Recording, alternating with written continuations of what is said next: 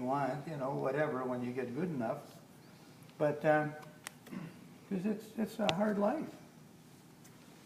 It's a lot harder than you would think, actually. I don't know, probably all of us know that, you know, it's pretty tough to try and sell something to the public, and especially art that isn't necessary. You know, they don't have to have it for food. It's necessary. Well, no, they are for us. We Yeah. look at it that way, but they look at it as, you know, a luxury in a way. I really like what you do with your handles here. I see so many handles that end up just like that, without anything else. It's such an ugly shape, that little, and it looks weak. But you reinforce it, you put other things in there. Yeah. And you make it much more substantial. It's great. Well, I see a lot of Nice them. energy to it, that way. And they have this little shape and not fill it and I had these little balls of clay here, just to sort of cover up where I put the other part of the handle in.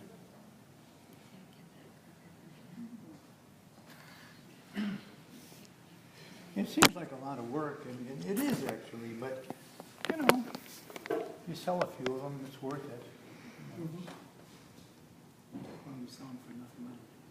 Well, They'll give you I don't think any of us sell them for enough money, but That's part of the problem, is that, you know, if we don't all decide that pots are worth more, that you don't value your work higher, then people are quite happy to pay less. They're really happy to pay less. true, yes. It's almost like it has to be a collective decision that everybody starts to value their work more. And that way everybody else will value it better. You know, I've been trying to do that for so many years. It's really hard. It's hard to price your own work. Somebody else, if you had an agent, he just brought everything, he came in there, looked at the table, priced everything, I'd be perfectly happy with it. You know, Meg and I had a workshop in Wales. We had a gallery, we had 30 capsules in Wales. It was like huge hall. And our workshop had this tiny little wood stove with no insulation, a little cowshed. And we had to break the ice on the glaze buckets. So we do know what it was like to do that for 10 years. But that guy moved our prices up because it was selling so fast. And so it was going out too fast, and it was too cheap. So if it's turning over really fast, you know that you're underpricing your work. So if you move it up just a little bit, and keep moving it up a little bit more until it slows down, you don't have to make as much and make more money. So it just seems like it's counterproductive. It's balancing, you know, and some people can work really fast and make a lot of work really quickly, and they can afford they can afford to sell cheap. But then they're locked into making a lot of work cheaply. And then they're going to do that year after year after year, and then it gets hard, because then it becomes not a love of what you're doing, it becomes a job. Yeah. There are as many potters. The saturation of potters is similar, isn't it, in the old country as it is here? Yeah, probably. Yeah, because that's definitely an issue, having, you know, like you almost have to have everybody thinking in a similar mindset when there are so many potters out there. You know, I think that's the biggest part of the trick. It's also marketing, like how do you market your work? You know, and if you're prepared to work really hard and make a lot of pots and sell them cheaply, and you're happy with that, then that's fine. But if you want to get less and work on more interesting, exciting things at the same time, then maybe you challenge the market a little bit more, and it might take longer to sell, but the benefit is better in the end. Yeah, and the production work is great for a younger potter you know, but, you know, in all life, I always think if something is sustainable, it makes the most sense, whatever it is, whatever it is. So, you know, do you want to be making 2,000 mugs a month for one place over the years? Probably not. You know, if you could do that when you're young, great, but, you know, you probably don't want to keep doing that, so why start it in the first place? Yeah. Well, sometimes it's a good way to get into the market, get your work out there, test the market, see what it's like, then start moving the prices. Looking for. Something that I can put this, A piece of foam?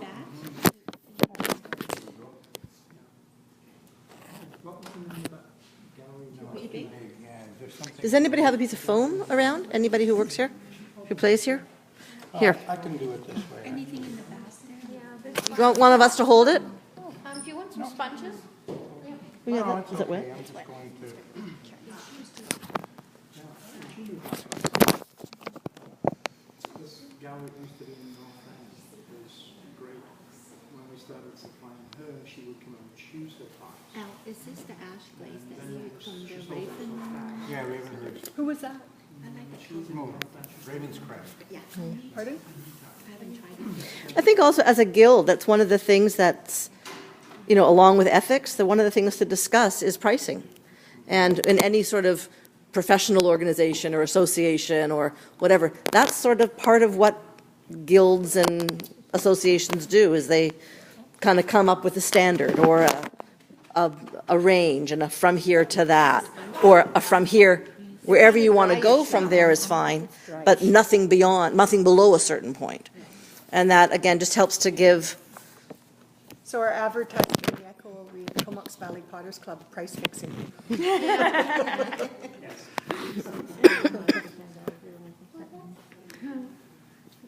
no, but it's about, like you say, Al, it's about educating the buying public also. That if they want to, What she did was, she just said, "Well, it was too cheap." And so the next time she ordered, she asked us to put our prices on, which was really nice for us to put our prices on. So your clay is pretty soft Then she sold for you it. to be able to, We went down to Clifton. Yeah, just fresh, like you didn't dry or anything. no. These are the little slippers I put on. I call them The slippers. ruby slipper. Wow, whatever. If it's too low, sometimes people. Is that just so you can even it out or balance? it? Yeah, that's part of it, actually. Yeah. It's surprising how it works.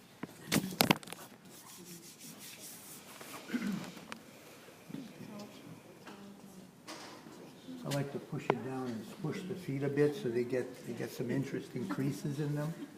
Yeah. And then that's to level it off. So what did the feet look like at first? I couldn't see. I'll show you in a sec. I'll just- Okay, That's pretty close. There's the finished piece. lovely.